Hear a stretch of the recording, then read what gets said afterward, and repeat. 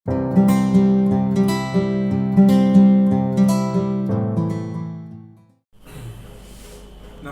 मैं सौरभ वर्मा। सरकार ने खाने पीने की आवश्यक वस्तुओं पर जीएसटी रेट्स बढ़ा दिए हैं।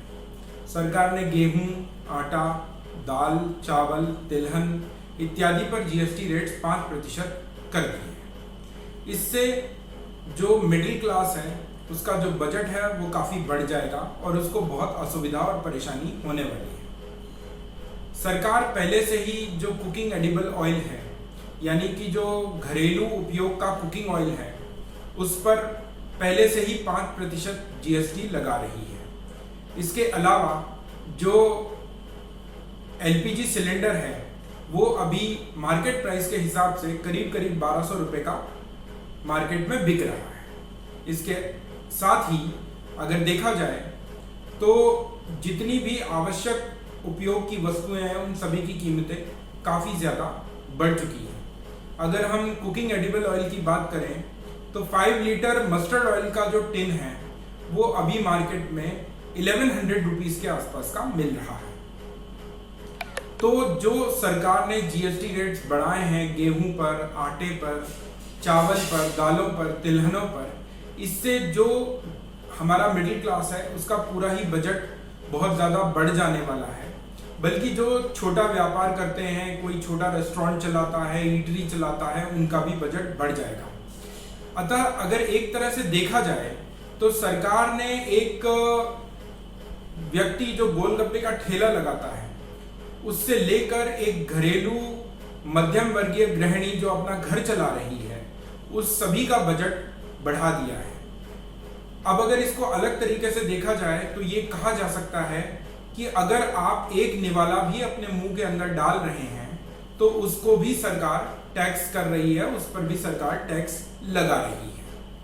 अगर अन्य देशों के कंपैरिजन में इसको देखा जाए तो भारत अब उन देशों की श्रेणी में आ चुका है जहां खाने पीने की आवश्यक वस्तुओं पर भी सरकार टैक्स लगा रही है और इससे इन्फ्लेशन और महंगाई को भी बहुत ज़्यादा बढ़ावा मिल रहा है। इससे पूरे बाजार में एक प्रकार की महंगाई आ रही है, इससे डिमांड भी काफ़ी कम हो रही है।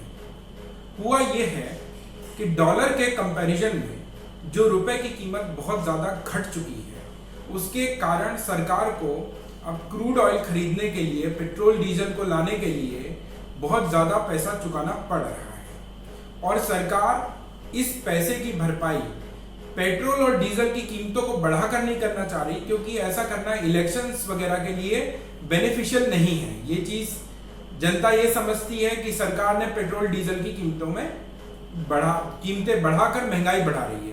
तो सरकार ऐसा नहीं दिखाना चाहती है कि वो पेट्रोल डीजल की कीमतों को बढ़ा रही है, पर सरकार साथ ही जो क्रूड ऑयल के इंपोर्ट से उसको ज़्यादा पैसा चुकाना पड़ रहा है उसकी नुकसान की भरपाई के लिए सरकार अब जीएसटी रेट्स को आवश्यक वस्तुओं पर भी बढ़ा रही है, जैसे कि गेहूं, आटा, दाल, चावल, ये जो सब चीज़ें हैं ये एक सामान्य सा आदमी भी इस्तेमाल करता है, एक मजदूर आदमी भी इस्तेमाल करता है। तो सरकार जब इन चीज़ों पर 5% का जीएसटी रेट लगाएगी तो इसका कहने का मतलब ये है कि सरकार जो अपना नुकसान फ्यूल प्राइसेस ना बढ़ाने के कारण उसको हो रहा है उसकी पूर्ति इस प्रकार से आवश्यक वस्तुओं पर जीएसटी रेट्स बढ़ाकर कर रही है। सरकार दही, लस्सी, पनीर, गुड़, चीनी, तिलहन, दालें, चावल का आटा, राई, ओट्स सभी पर सरकार ने जीएसटी रेट्स बढ़ाकर 5% कर दिए हैं। इसका मतलब ये है कि अब जो घर में यूज़ होने वाली सभी आवश्यक वस्तुएं हैं उन सभी का खर्चा, उन सभी पर आपको ज़्यादा पैसे चुकाने पड़ेंगे। यहाँ तक कि सरकार ने जो पफ्ड राइस होता है जिसको मुरमुरा कहते हैं उस पर भी जीएसटी रेट्स बढ़ा दिए हैं, यानी कि जो लोग अब भेलपूरी वगैरह बनाने का व्यवसाय कर रहे हैं उनका भी खर्चा बढ़ जाएगा। तो इससे ये हो रहा है कि सरकार मिडिल क्लास के खाने पीने की चीज़ों का बजट को बढ़ा रही है। सरकार अब अपने जो जो जो पैसा सरकार को क्रूड ऑयल को इंपोर्ट करने के लिए चुकाना पड़ रहा है, उसकी भरपाई पेट्रोल डीजल की कीमतों को ना बढ़ाते हुए भी सरकार आपकी जेब से उतना ही पैसा जीएसटी के माध्यम से निकाल रही है। अब अगर देखा जाए तो जिनके घरों में बच्चे हैं, ज्यादातर हर घर में बच्चे होते ही हैं, तो बच्चों के पेंसिल, शार्पनर्स, ड्राइंग इंक्स वगैरह पर भी सरकार ने करीब करीब 18% तक जीएसटी लगा दिया है। इसके अलावा जो प्रिंटेड मैप्स, चार्ट्स वगैरह बच्चे इस्तेमाल करते हैं, उन पर भी सरकार ने 12% जीएसटी बढ़ा दिया है। तो ये कहने का मतलब ये है कि बच्चों की जो पढ़ाई लिखाई वगैरह का खर्चा है वो भी अब बढ़ जाएगा और वो भी मिडिल क्लास को बियर करना पड़ेगा। इसके अलावा चमड़े पर भी सरकार ने जीएसटी बढ़ा दिया है और चमड़े पर भी सरकार ने 12% जीएसटी लगा दिया है, यानी कि चमड़े के जूते भी महंगे हो जाएंगे। इसके साथ ही सरकार ने जो टेट्रा पैकेजिंग होती है, जो टेट्रा पैक होता है, एसेप्टिक पैकेजिंग जिसको बोलते हैं, उस पर सरकार ने 18% जीएसटी लगा दिया है। यानी कि जो आप बच्चों को फलों वगैरह का जूस खरीद के पिलाते हैं, जो टेट्रा पैकेजिंग में आता है, या लस्सी वगैरह खरीदते हैं या छाछ वगैरह खरीदते हैं जो टेट्रा पैकेजिंग में आते हैं, ये सब चीज़ें, तो इन सब की वस्तुओं की कीमतें भी बहुत बढ़ जाएंगी। सरकार के इस तरह के जीएसटी रेट्स बढ़ाने के बाद बहुत सारी कंपनियां अपने प्रोडक्ट्स की कीमतों को बढ़ा देंगी। और अभी हाल ही में पता चला है कि अमूल कंपनी ने अपने लगभग सभी प्रोडक्ट्स, जिसमें पनीर, दही, लस्सी, छाछ, सभी की कीमतों को बढ़ा दिया है। यानी कि जो सरकार है वो पूरा का पूरा आपका मंथली बजट जो है वो बिगाड़ रही है। एक तरह से आपकी जरूरत की हर वस्तुओं को, लगभग सभी वस्तुओं पर टैक्स लगा रही है, जिससे आपका बजट कई गुना बढ़ जाएगा। कि सरकार इस कदर जीएसटी रेट्स को क्यों बढ़ा रही है, इतना टैक्स क्यों बढ़ा रही है?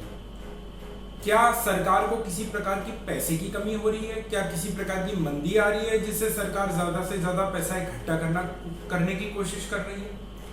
तो अगर आप जून 2022 का जीएसटी कलेक्शन देखें तो जून 2022 में सरकार ने 1,44,616 करोड़ रुपए का जीएसटी कलेक्शन किया है, यानी 1,44,616 करोड़ रुपीस का जीएसटी कलेक्शन हुआ है, जो कि अगर पिछले वर्ष की तुलना में, इसी महीने के पिछले वर्ष की तुलना में देखा जाए तो 56% ज्यादा है।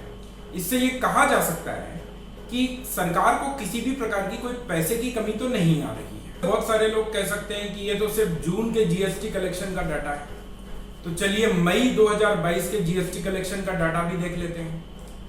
मई 2022 में सरकार ने जीएसटी कलेक्शन जो किया है वो है 1,40,885 करोड़, यानी कि सरकार ने जो जीएसटी कलेक्शन किया है वो है 1,40,885 करोड़, जो कि अगर पिछले साल के इसी महीने की तुलना में देखा जाए तो 44% ज्यादा है।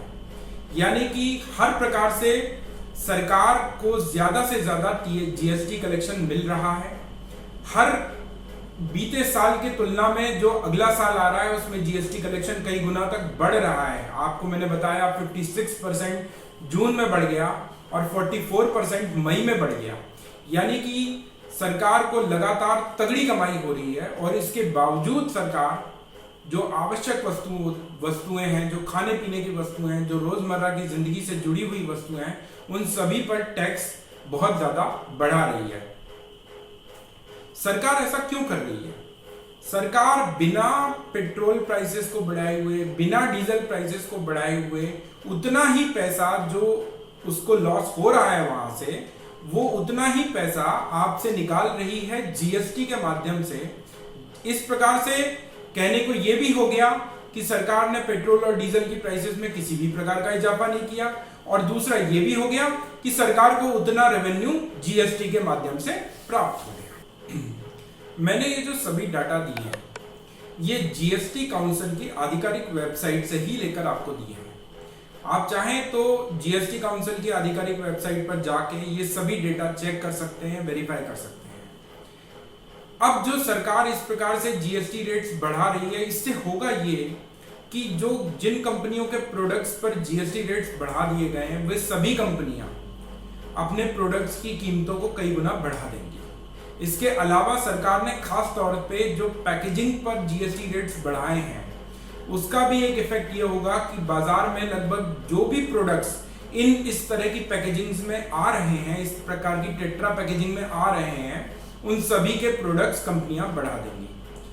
और ये भी होगा कि कंपनियां ये सोचेंगी कि जब महंगाई इतनी बढ़ी रही है, जब सरकार इस प्रकार से जीएसटी रेट्स बढ़ा ही रही है प्रोडक्ट्स पर, तो क्यों ना हम उन प्रोडक्ट्स पर भी कीमतें बढ़ा दें जिन पे सरकार ने जीएसटी नहीं बढ़ाया है।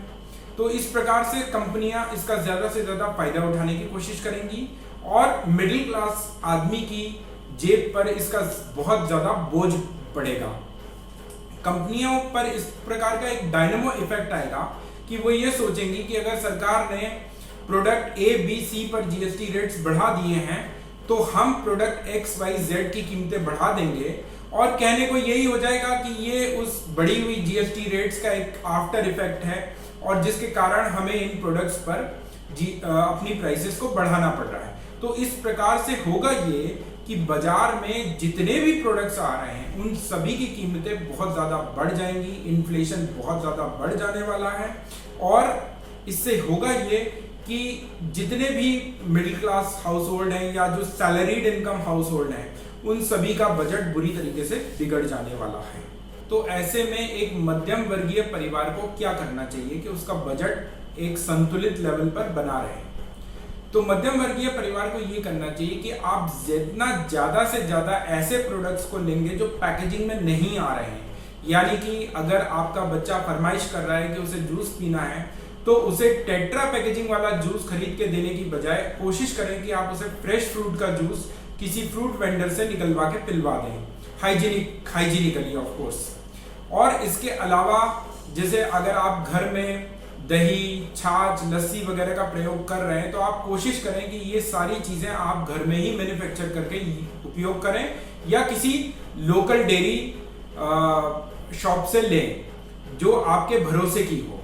इसके साथ ही आप ये देखें कि जितना ज़्यादा से ज़्यादा आप लोकली चीज़ों को परचेज करेंगे वो आपके लिए ज़्यादा फायदेमंद होगा।